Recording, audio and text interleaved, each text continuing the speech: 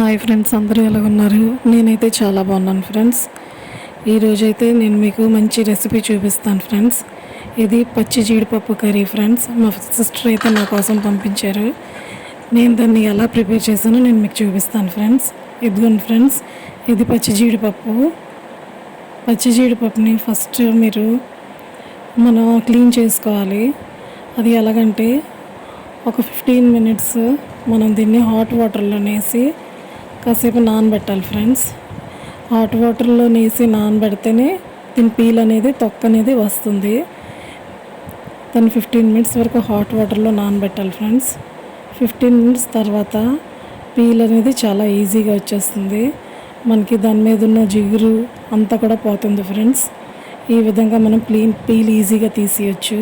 చూడండి ఫ్రెండ్స్, ఇలాగా ఒకటి పీల్ తీసుకోవాలి. అప్పుడు మనకి ఫ్రెష్ జీడిపప్పు మనకి దొరుకుతుంది ఫ్రెండ్స్.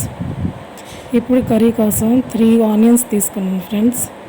ఉల్లిపాయని మనం మిక్సీలో కొంచెం బరకగా గ్రైండ్ చేసుకోవాలి. ఆ తర్వాత కడాయిలో ఆయిల్ వేసుకోవాలి. మనం గ్రైండ్ చేసి పెట్టుకున్న ఆనియన్స్ని మనం వేసుకోవాలి ఆయిల్లోని. కానీ బాగా రెడ్గా అయ్యేంత వరకు మనం ఫ్రై చేసుకోవాలి ఫ్రెండ్స్. దానికి మనం కొంచెం టైం పడుతుంది.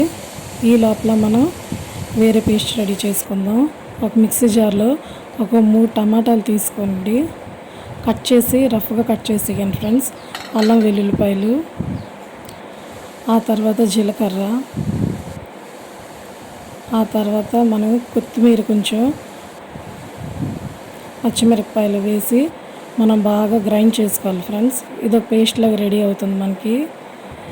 ఆనియన్స్ చూడండి ఫ్రెండ్స్, బాగా ఫ్రై అయ్యి ఈ కలర్లో రావాలి ఫ్రెండ్స్. ఆనియన్స్ ఈ కలర్లో వచ్చే వరకు మీరు ఫ్రై చేసుకోండి.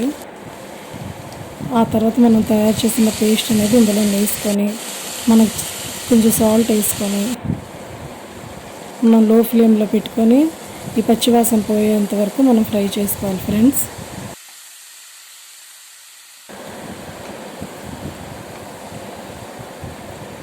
ఇప్పుడు ఇందులోనే మనం కొంచెం పసుపు, కారము, ధనియాల పొడి, వేయించిన ధనియాల పొడి ఫ్రెండ్స్ వేసుకొని బాగా ఫ్రై చేసుకోండి. ఇది ఒక 1/2 మినిట్ ఫ్రై చేసుకుంటే సరిపోతుంది ఫ్రెండ్స్. బాగా కలిసేంత వరకు ఈ పొళ్ళన్నీ బాగా కలిసే వరకు మనం ఫ్రై చేసుకోవాలి. ఆ తర్వాత మనం ఒక పెద్ద బంగాళదుంపని ఇలాగ పీసెస్ కింద కట్ చేసుకొని అందులోనే యాడ్ చేసుకుందాం ఫ్రెండ్స్. యాడ్ చేసుకొని మనం సిమ్లో పెట్టుకొని ఒక 2 నుంచి 3 నిమిషాల వరకు ఫ్రై చేసుకోవాలి. చూడండి ఫ్రెండ్స్,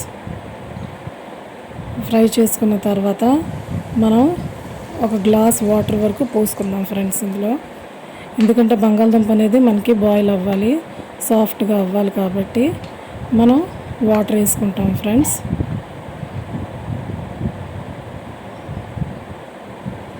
వాటర్ వేసుకొని మూత పెట్టుకొని మనం 2 నిమిషాల వరకు దాన్ని కుక్ అవ్వనివ్వాలి.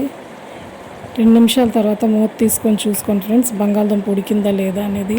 పెద్ద ముక్కలు కదా ఫ్రెండ్స్, ఉడికిపోయాలి దుంప. బాగా ఉడికింది ఫ్రెండ్స్.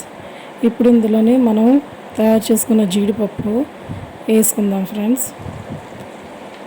ఇందులో జీడిపప్పు యాడ్ చేసుకుందాం ఫ్రెండ్స్. బాగా మనం కలుపుకోవాలి ఫ్రెండ్స్. ఇది జీడిపప్పు కర్రీ మొత్తం మనకి బాగా మిక్స్ అవ్వాలి. ఇంకా మనం వాటర్ వేసుకోవాల్సిన అవసరం లేదు ఫ్రెండ్స్. కొంచెం గరం మసాలా యాడ్ చేసుకుందాం ఫ్రెండ్స్. బాగా కలుపుకొని మనం చూడండి ఫ్రెండ్స్, బాగా కలపాలి. గరం మసాలా కర్రీలో బాగా కలుపుకోవాలి.